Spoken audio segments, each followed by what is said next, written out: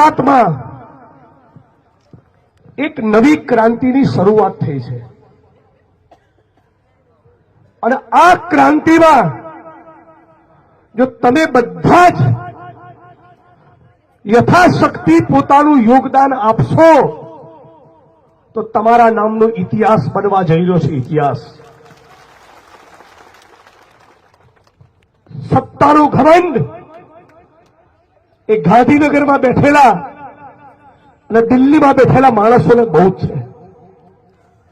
પણ કબીર સાહેબે કીધું છે કે બડા હુઆ તો ક્યા હુઆ, જૈસે પેડ ખજૂર પંથી કો છાયા નહીં, ફલ લાગી અતિ દૂર. ફક્ત સીટો નહીં, દિલ જીતવાનું કામ કરો મિસ્ટર સંઘવી, તો કદાચ તમારું બી કોઈ સારું બોલશે.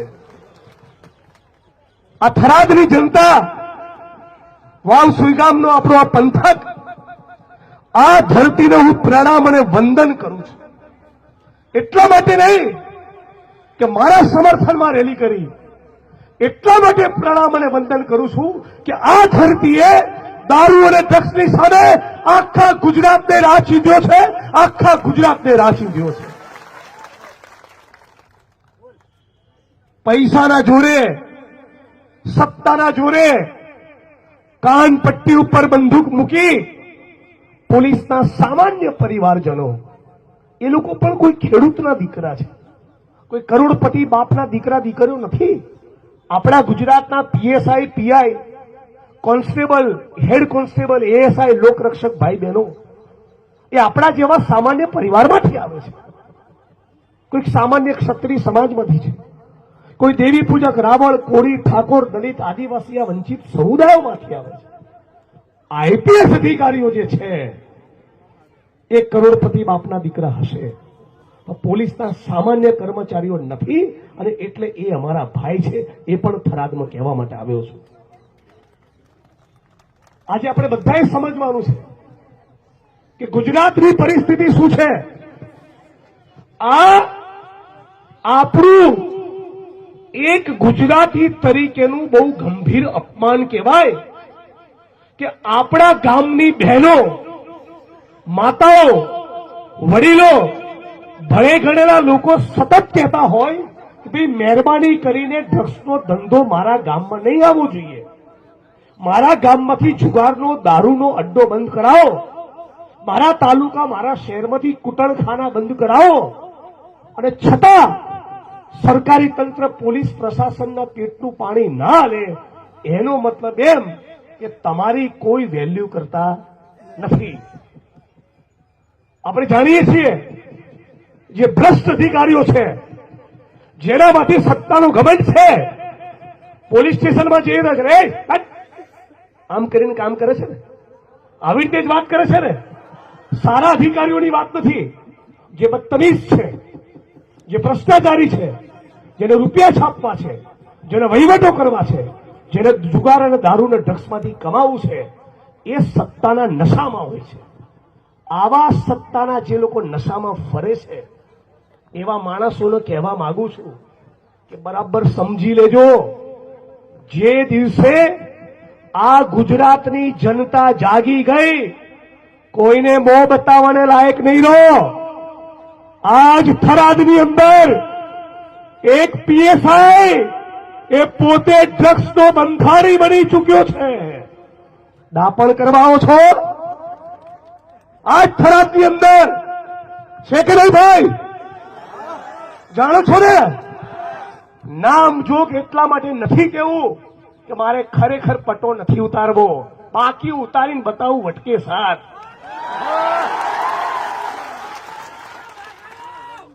અને કહું છું, પટ્ટા ખોટું કરનારા ધારાસભ્યના પણ ઉતરે, કાયદાનું કુંડાળું તોડે તો વડગામના ધારાસભ્યના પણ પટ્ટા ઉતરે અને હર્ષભાઈ સંઘવીના પણ ઉતરે. મારી વાત બહુ સ્પષ્ટ છે. ખોટું કરવું નહીં અને કોઈના બાપથી ડરવું નહીં. આખા ગુજરાતમાંથી ઢગલો મેસેજ વોટ્સઅપમાં SMS તરીકે ફોન આવ્યા પોલીસના જ મિત્રોના કે જિગ્નેશભાઈ અમે તમારી સાથે છીએ, અમે કસાઈમાં પડતા નથી. મરચા એમને જ લાગ્યા છે જેમણે ખોટા ધંધા કર્યા છે. ગુલાબસિંહભાઈએ કીધું આખું પોલીસ સ્ટેશન જાણે બુટલેગરોને હવાલે કરી દીધું હોય. આ બેન દીકરીઓ માતાઓ શિવનગરની સતત વર્ષો સુધી કહેતી રહી કે અમારા વિસ્તારમાં ગાંજો આવે છે, બંધ કરાવો. અમારા વિસ્તારમાં દારૂ વેચાય છે, બંધ કરાવો. અમારા બાળકો ડ્રગ્સના રવાડે ચડ્યા, બંધ કરાવો. તમે એક વાત એમને નહીં માની, ત્યારે મારે પોલીસ સ્ટેશન આવવું પડ્યું હતું. આજે તમે બધા થરાદવાસીઓ કહો છો કે 80% બંધ થઈ ગયું. હજી તમે નથી કહી શકતા કે 100% બંધ થયું. વાત સાચી ખોટી? તો 100% બંધ કરવાના ના હોય તો ભવિષ્યમાં ફરી આવવું પડશે. એ પણ ડંકાની ચોટ ઉપર કહું છું. અને મારી વાતને હું રિપીટ કરીશ. પોલીસના જે પણ પ્રમાણિક, ઈમાનદાર, નિષ્ઠાવાન, રાષ્ટ્રની અને ગુજરાતની સેવા કરનારા, થરાદની સેવા કરનારા મિત્રો છે, એને હું આજ મંચ ઉપરથી સેલ્યુટ કરું છું, વંદન કરું છું. પણ ભ્રષ્ટાચાર કરી તમે તમારી લાંચ વૃત્તિના કારણે કોઈક બહેનોને વિધવા કરો. ગુજરાતના યુવાનોની રક્તવાહિનીઓમાં, ગુજરાતના યુવાનોની ધમની અને શિરામાં તમે ડ્રગ્સ ઘુસાડવાની કોશિશ કરો તે કોઈ પણ સંજોગોમાં અમે ચલાવવાના નથી. આપણા ગુજરાતમાં એક મિત્રો યાદ રાખજો, આજની તારીખે આપણા ગુજરાતમાં ઓછામાં ઓછા 17 લાખ પુરુષ અને 1.25 લાખ મહિલા એ ડ્રગ્સનું સેવન કરતી થઈ ગઈ. એ ગુજરાતના મોટા છાપાએ નોંધ્યું છે. કેટલા પુરુષો?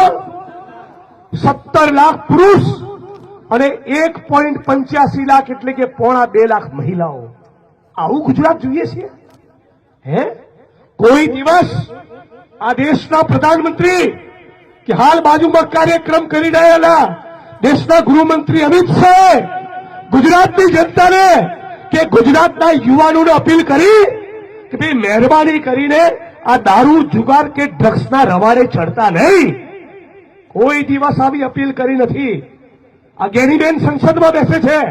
ગેનીબેન સંસદમાં કોઈ દિવસ કીધું નરેન્દ્રભાઈએ કે અમિતભાઈએ હું આખા ભારતવાસીઓને અપીલ કરું છું, નવી પેઢીને અપીલ કરું છું કે ડ્રગ્સના ચાડે ચડતા નહીં? કેમ આવી અપીલ નથી કરતા? કેમ તમે ગુજરાતના યુવાનોને એવી શિખામણ નથી આપતા? કેમ કે ક્યાંક ને ક્યાંક ભારતીય જનતા પાર્ટીની એમાં સામેલગીરી છે, એમાં ભાગીદારી છે અને એમના હપ્તા છે કમલમ અને ભાજપના કાર્યાલય સુધી પહોંચે છે. ગુજરાતના દરિયાકાંઠે 72,000 કરોડનું ડ્રગ્સ પકડાયું. કેટલું? પહેલી લાઈનથી છેલ્લી લાઈન સુધી મને સાદ આપો તો ખબર પડે. ગુજરાતના દરિયાકાંઠે કેટલું ડ્રગ્સ પકડાયું? 72,000 કરોડ. કેટલું? હવે સવાલ એ થાય છે કે 72,000 કરોડનું ડ્રગ્સ લઈને આવતું હતું કોણ? અને આટલી મોટી માત્રામાં ડ્રગ્સનો ઓર્ડર આપ્યો કોને? આ શાંતિલાલભાઈ ગુટકાનો થેલો લઈને અમેરિકાના એરપોર્ટ ઉપર ઉભા રહે એટલે લોકો લેવાઈ જાય? કોઈકે તો ઓર્ડર મંગાયો હશે ને? તમે અત્યાર સુધી જેટલા પકડ્યા એ બધા ફુદાઓને પકડ્યા છે. તો સવાલ પૂછું છું આ થરાદની ધરતી પરથી કે ડ્રગ્સના માફિયાઓને ક્યારે પકડવામાં આવશે? ફક્ત નાની માછલીઓ નહીં, મોટા મગરમચ્છોને પકડીને બતાવો. મિસ્ટર સંઘવી, તમને ચેલેન્જ આપું છું કે બીજું તો ઠીક, અરે ગુજરાતના મુખ્યમંત્રી અને તમારા વિધાનસભા ક્ષેત્રની અંદર દારૂ નહીં વેચાય એટલી તો ગેરંટી આપો તમારામાં પાણી હોય તો. કોંગ્રેસ પાર્ટીના અમારા સાથી દર્શન નાયકે 450 દારૂના અડ્ડાનું લિસ્ટ આપ્યું સુરત જિલ્લાનું. અને છતાં આજે પણ સુરત શહેરમાં અને ઇવન હર્ષ સંઘવીના વિધાનસભાની અંદર એ દારૂના અડ્ડા ચાલે છે. શરમ આવી જોઈએ. આપણા ગુજરાતની અંદર દારૂ અને બુટલેગરોની વિરુદ્ધમાં છાપાના અહેવાલ પ્રમાણે 48,000 ફરિયાદો આવી. બોલો કેટલી ફરિયાદ આવી? 48,000. અને ગૃહમંત્રી મારા વિધાનસભા વડગામમાં આવીને કહે છે કે મને અડધી રાતે ફોન કરજો. અલા ભાઈ, આ 48,000 ફરિયાદો આવી, એનું શું કર્યું? કોઈ જવાબ નથી. હું આપ તમામ લોકોને કહેવા માંગુ છું, મારી બેન દીકરીઓ અને માતાઓને કહેવા માંગુ છું, આપ તમામ લોકોને કહેવા માંગુ છું, આપણા ગુજરાતમાં હવે વધુ એક પણ બેન દીકરી કે માતાને આપણે વિધવા થવા દેવી નથી. આ ડ્રગ્સ એ આપણી વર્તમાન પેઢી અને આવનારી પેઢીને ખતમ કરી નાખશે, બરબાદ કરી નાખશે. એક પણ ઘર બચશે નહીં. આ વાતને ગંભીરતાથી લેજો. આ ડ્રગ્સનો કારોબાર કરનારા આંતરરાષ્ટ્રીય અને રાષ્ટ્રીય સ્તરના માફિયાઓ છે. અને આ માફિયાઓ એ ઉચ્ચ આઈએસ અધિકારીઓ, આઈપીએસ અધિકારીઓ અને મોટા મંત્રીઓની સાથે મિલીભગત ના કરે તો તમારા થરાદની સીમામાં ડ્રગ્સ આવે નહીં. આવી શકે તો આપણે બધાને કહેવું પડશે, એક એક પરિવારને જગાડો, એક એક યુવાનને જગાડો. કોઈ પણ આપણા થરાદમાં, આપણા ગુજરાતમાં ડ્રગ્સ લેતું હોય તેના મા બાપને જાણ કરો, પોલીસ સ્ટેશનમાં જાણ કરો, મામલતદાર, પ્રાંત અધિકારી, એસપી અને કલેક્ટરને જાણ કરો. અને હું ફરી એકવાર મીડિયા સમક્ષ તો કીધું હતું, આ મંચ ઉપરથી ફરી કહેવા માંગુ છું, આ વિસ્તારના જિલ્લા પોલીસ વડા અને પોલીસ ઇન્સ્પેક્ટર, હું જયારે રેલી લઈને આવ્યો ત્યારે એમની નોકરીને 12-15 દિવસ થયા હતા. એમનો ખાસ વાંક નથી, એવું આ મંચ ઉપરથી કહેવા માંગુ છું. પણ જે ગુલાબસિંહભાઈએ કીધું કે બાકીનો એમનો જે સ્ટાફ છે, એક પીએસઆઈ જે પીઆઈના ઘમંડમાં ફરે છે, પીઆઈને ખુરશીમાં બેસવા નથી દેતા, પોતે ડીવાયએસપી જેટલો પાવર કરે છે, અને એના ડીવાયએસપી, એ લોકોની જવાબદારી બનતી હતી જિલ્લા પોલીસ વડાનું ધ્યાન દોરવાની કે તમારી કચેરીથી 200 મીટરના અંતરે ડ્રગ્સ વેચાય છે સાહેબ. આ એમની જવાબદારી બનતી હતી. ઊંચા અવાજે બોલ્યો અને હજી ઊંચા અવાજે બોલીશ. જેના પાપ હોય એને ડર લાગે. મારે પેટ્રોલ પંપે નથી, ગેસની એજન્સીએ નથી, ખાણ ખનીજની લીઝે નથી, હું જમીનની ફાઇલે ચડાવતો નથી, અને મારે 1 ઇંચ જમીન નહીં કરાવવાની નથી. એટલે બોલી શકું છું. તમને પણ કહું છું, આ મંચ ઉપર બેઠેલા મિત્રો અને ઓડિયન્સમાં બેઠેલા મિત્રો, પોટલીઓ મારતા હોય તો બંધ કરી દેજો. તમારી આવનારી પેઢી બરબાદ થશે. આ ડ્રગ્સ એ કોઈને છોડશે નહીં. 70-72 હજાર કરોડનું ડ્રગ્સ તો પકડાયું. જે ડ્રગ્સ નથી પકડાયું એનો આંકડો તમે કલ્પના કરો. યુનાઇટેડ નેશન્સ એની એક સંસ્થા એ ડ્રગ્સના કારોબાર ઉપર આખી દુનિયામાં નજર રાખે. એ સંસ્થાએ અભ્યાસ કરીને કીધું કે આખી દુનિયામાં 8% ડ્રગ્સ પકડાય છે, બાકીનું 92% પકડાતું નથી.